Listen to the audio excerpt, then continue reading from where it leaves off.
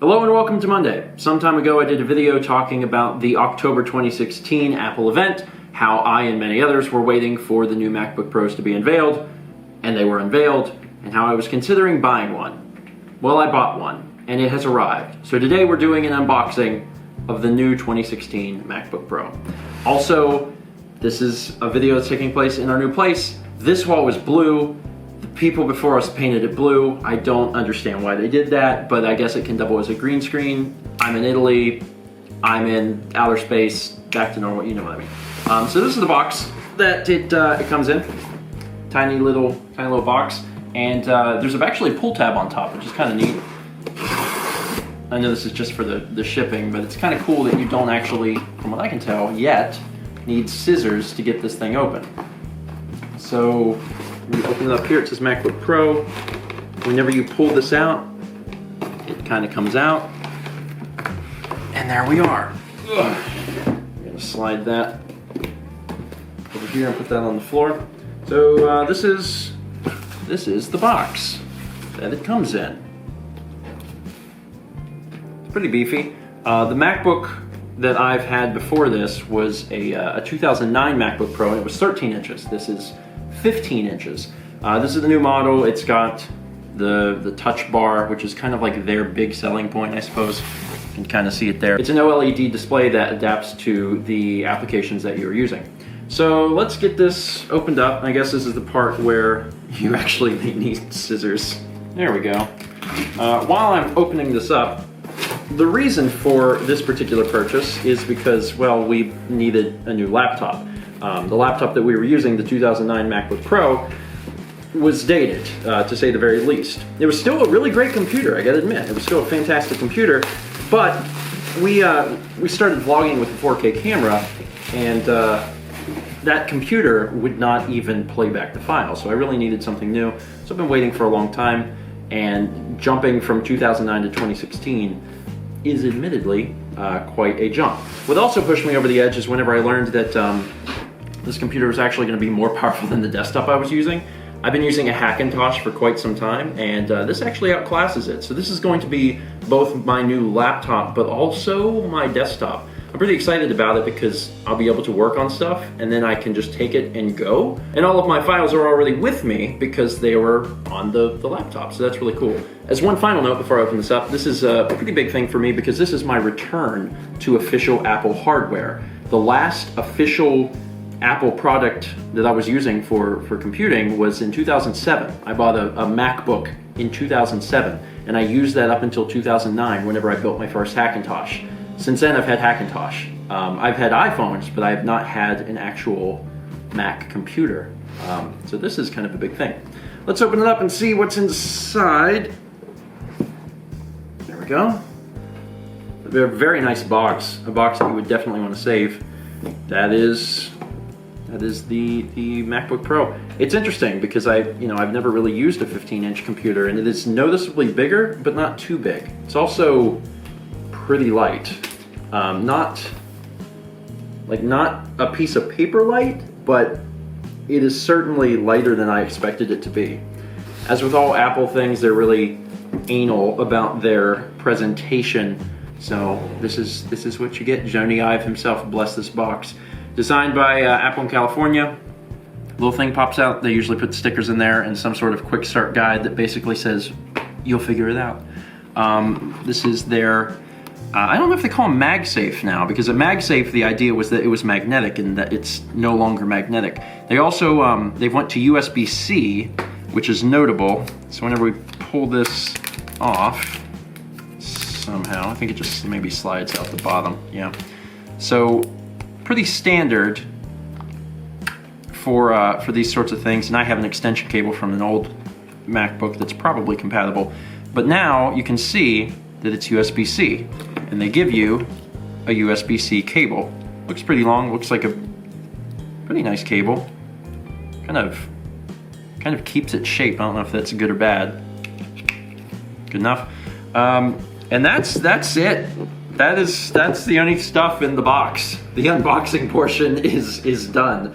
You get a little pamphlet, and you get your charging unit, and you get a USB-C cable. That's it. Let's flip this around. Take this off. Now I went with the space gray, which is honestly something that kind of threw me off for a second because, you know, the first laptop that I had, the first MacBook in 2007, was a white plastic one, but the one I've been using for the last few years was my wife's from 2009, and that one is silver or aluminum or default. This is space gray, which is a dumb thing. It's gray, and it feels really weird. Oh wow, nifty. So it comes right to life. One of the things I thought was really interesting about this was that the trackpad is gigantic. I wish I had something for scale. This is a normal size charger, like a MagSafe would, so you can kind of see how big that is. That's huge. That is a very big trackpad. But there's a lot of people talking about it, and they said they like it, so I guess it's good. Otherwise, the touch bar has not come to life quite yet. Oh, there it goes. So you can kind of see this is the normal screen that you would see whenever you let's take that off. When you would start, it talks to you, which is either a blessing or a curse. Otherwise, you got your normal buttons. Now, the downside is that they are not tactile anymore, which if you've got muscle memory for things, could be a downside. The upside is that they are application sensitive. They change depending on what you're doing, and that is actually pretty neat. Use English as main language. I guess I should get through some of the menus here. So I went ahead and set everything up. It's pretty painless, it goes pretty fast. You basically have to sign into iCloud and it pulls all your stuff in, and it's just kind of set up like your other computer was. I had, I guess, a few minutes there to use the keyboard and the trackpad, and the trackpad's actually fine. It's a little weird because it's big and I'm gonna have to use it more, but it's fine. The keyboard is something I'm not used to because the keyboard that I have now is the long version of the Apple keyboard. I know that nowadays they sell a wireless one. I have the wired one that's the thin aluminum one. And the keys on this one are very, very different. You can actually see how low they are, and it seems like a pretty nice keyboard to type on, although admittedly, and I said this earlier, I'm going to be using this primarily in a desktop position. This is probably going to be up on a stand, and I'm going to be typing on that same keyboard hooked up to this computer. Same deal, I'm probably not going to use the trackpad very often just because it's going to be up on a stand. Now that said, occasionally I am going to take this with me, and what's going to be so great is that it's all of my files that I've been working on anyway, and they're just with me. Now, one bad thing, I guess it's bad, I think it's bad, about this device is that they've ditched all of the inputs. It does have a headphone jack. I will say that. Apple removed the headphone jack from the iPhone 7. There's a headphone jack on this device. It's on the other side. But they left basically the 3.5mm headphone jack and 4 USB-C ports. And that was it.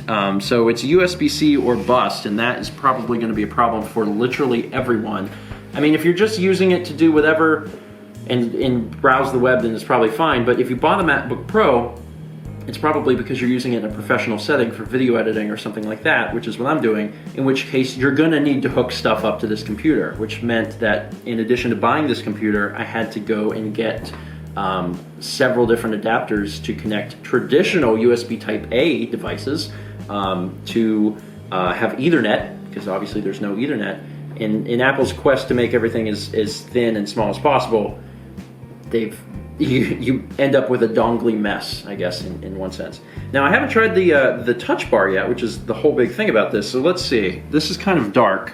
So let's touch this, and then we just have a slider. Wow. I didn't really know what I expected this to physically feel like, but it feels nice. It's glass. I mean, it feels like the screen would. It's kind of strange to say that, but you can adjust the volume very quickly and easily. Personally, I like to turn the clicks on. I know some people hate that, but I might do that. Interesting. Huh, and there's even more options whenever you pull out here. Now, I'm kind of curious how loud this thing can get, so I'll head over to YouTube and play something. So this is just something from the YouTube audio library. It's actually, but it's pretty loud. And that is maximum loudness. It actually gets pretty loud. What's interesting though is it's the touch bar. Whenever I loaded up this website for this song, you can see that I actually got a playhead, or a play bar for the video. I can actually stop and control where I am in the video for YouTube on the touch bar. That's actually pretty neat. I gotta admit, that's actually pretty cool. That's not something I would have thought of. I'm assuming this probably makes a new tab, which it does, and it immediately opens up you know, things that you may want to look at. This is pulling in my actual iCloud account, so we have things like Twitter here, so I can just touch this and go straight to Twitter.